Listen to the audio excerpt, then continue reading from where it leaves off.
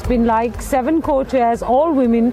You have a prime minister in that, you have a head of IMF in that, you have your work that you've done extensively in the social sector, you have business leaders in that. What's it been like? So, the first time World Economic Forum has co-chairs and 7 women co-chairs. That has actually really changed the nature of the forum this year.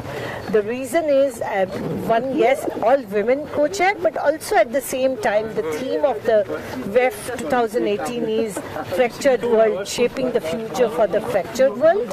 And I myself see as a co-chair representing not only India, Asia, but also representing the voices of fractured world.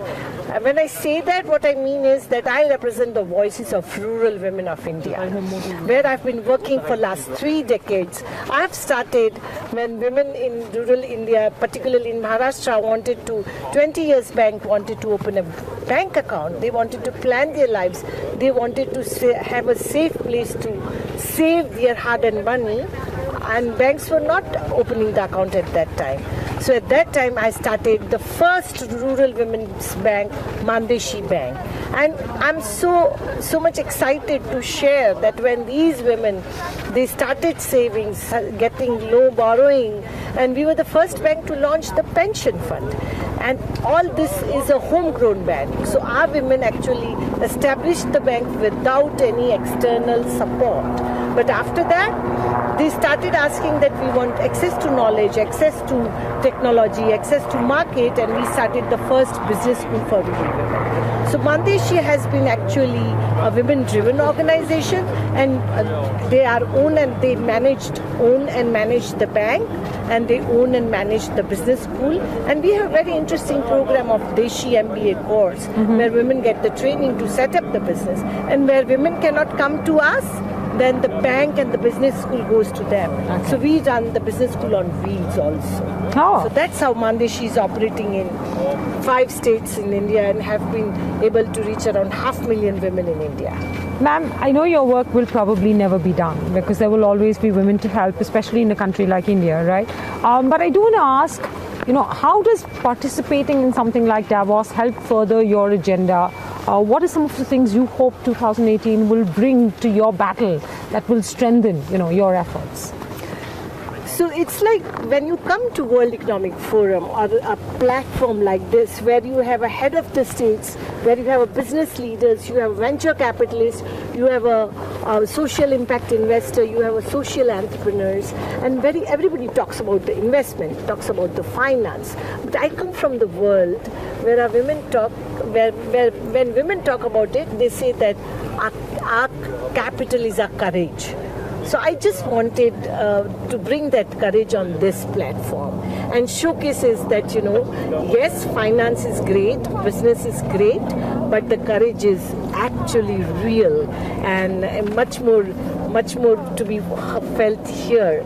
So regarding this forum, I see that when I come with this agenda of bringing the courage of millions of women, I appeal to these big business leaders that, invest in these women. Our women are anyway, we have established the bank and now we are establishing the alternative investment fund, which is dedicated to women entrepreneurs. And I'm sure our women are so confident that they are anyway going to get there. But I'm here at Forum to invite business leaders to engage with them, partner with them, and invest in these amazing women. I'm going to ask you what the experience has been like. Your 6 other co-chairs are all women, and I think together you'll bring a diverse set of perspectives to the table, right? Anything interesting you can tell me from the various meetings you've had with Christine Lagarde or many of the others, which have helped shape your view of this year and your work? So actually, today in the morning when we were having a media briefing, and when all of us, we met each other and sharing the work, and it was so interesting to see that, you have a managing director or CEO of IMF, Christine Lagarde, but on the other side you have a scientist, and then you have a Norwegian prime minister, then you have a head of the International Trade Union, And when I was just talking to Christine about this, how women in a small places, they have aspiration, they want to do the financial technologies, they want to do the financial transaction, they want to be a bankable. And then Christine was like, oh my, this is such a great, amazing thing to hear that, women want a doorstep banking. So it was very interesting to share the voices on one side I was bringing the voices of those women, but on the other side I was feeling like I'm part of these amazing accomplished all co-chairs, and I could see like how their voices actually are matching.